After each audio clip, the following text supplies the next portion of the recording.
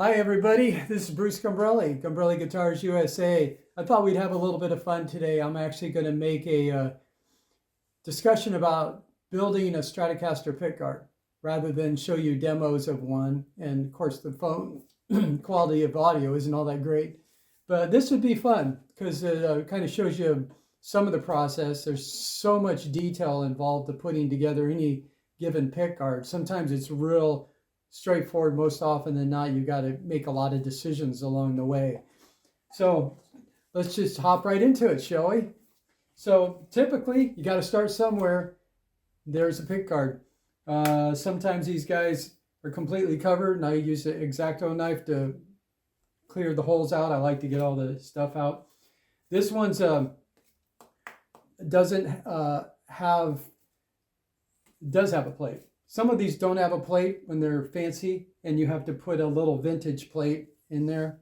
This one doesn't. So the next step, you got to figure out, well, you got to match. This one's going to have a white pickguard covers, so you got to decide what you want for pickups, where it's going to go, and you just mount them into place. When I mount them in with that angled part facing toward the back.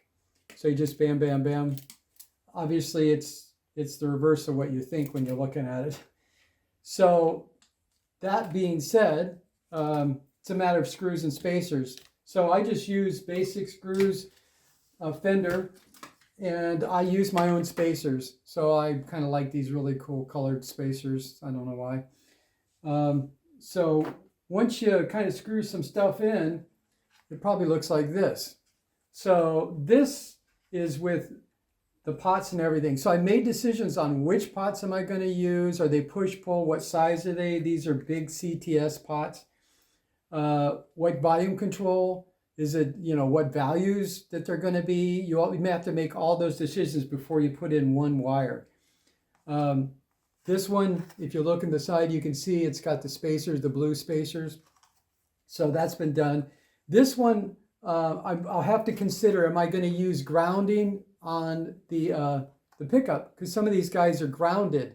So if you leave this foil in place in HSS, then when you go to do a series circuit, it won't work because it's going to ground out. So you have to cut those traces, and that's a little gotchas. So with that said, then you got to make a decision: is this guy going to be a single with, it's called a double wafer, or quad? Quads I kind of only use for special, more advanced wiring scenarios. Just for little tiny changes, I don't, because they're just a lot of extra work for not much gain unless you're really doing something complex. These guys, what I often like to do when I mount this other tone control, I mount it so it's facing out. I do that because you can wire into it really easy from the side. If you put it around like this, you can't wire into it very easy. If you put it around like this, as you can see, it's pretty easy to solder in, and there's plenty of space. So I just run the wires tight across it. This one I just put in the stock setting. This is a CTS pot. They're fat. So the ones, Burns pots are, without waiting too long here, there's a Burns pot. So you can see the CTS pots have a big body. The Burns have a smaller body. Burns work fine. They feel different. But this one will fit in almost any kind of routing. So often this is used in the tone 2 position. And sometimes they use them for both. Sometimes I use them for both. But the CTS has one nice advantage. I mean, they're great pots, but this one is smooth as silk. The difference between that and the Burns have a click, and they're much more engaged. So when you click it, it's click, click versus boosh, boosh, nice and smooth. They're fine either way. When you got a lot of noise and stuff going on, you don't hear the sound of it anyway. I use brass shaft, brass bushing pots. You see these guys are brass. I just like them, and they're very clean looking. I have different colored screws depending on what scheme that I want to go for. So this one's got gold on it because it matched, and I got a gold switch on it. This is going to be a fairly complicated circuit. I actually don't even know what I'm going to put into it right at the moment without studying it. I have to study everything before I put it together. let's take it to another step. So this is a pickguard that's already pre-assembled from Fender. Now, I mod these all the time, and it's a mixed bag, because in order to make changes like putting in a push-pull, you got to desolder this guy. And I don't like to destroy the pot, so sometimes I just clip them off and leave the solder blob and then solder onto the solder blob, because I don't want to overheat that pot. I'm not big at overheating components, so I try to apply the heat and get out of there, you know. And notice this one's soldered together for the pot, or for the cap, I mean, for the tone cap. That is interesting because it will affect each other when these are both engaged. So they both run through the same cap. If you separate the cap out, that's actually kind of nice. You don't have to, but it's just another feature. Especially, I like to run center speedway, which means I like to leave the center pickup without a tone. So you get the maximum height to the frequency response, and it's a little sharper. This is a treble bleed stock with some of the better upper end pickguards from Fender. So they use a little circuit. That's totally cool. I don't have those little circuits. I have my own treble bleed. Mine are basically these guys right here. So I just like them because they look cool and they work great. So I have a couple of settings that I like to use a lot that I found, I think, from my auditory, my ears tells me it looks nice. This is a pretty complicated finished scenario.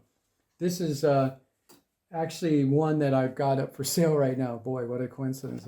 No, but this Gypsy, it has two humbuckers. They have a split, and it's also wired in with a switch. So this is a mix, which I kind of actually like them. The nice thing about not using a switch is it just looks like a stock Strat. You add the switch and oh, they're doing something. When it's a stock one, it's kind of like, nobody knows what I got going on here.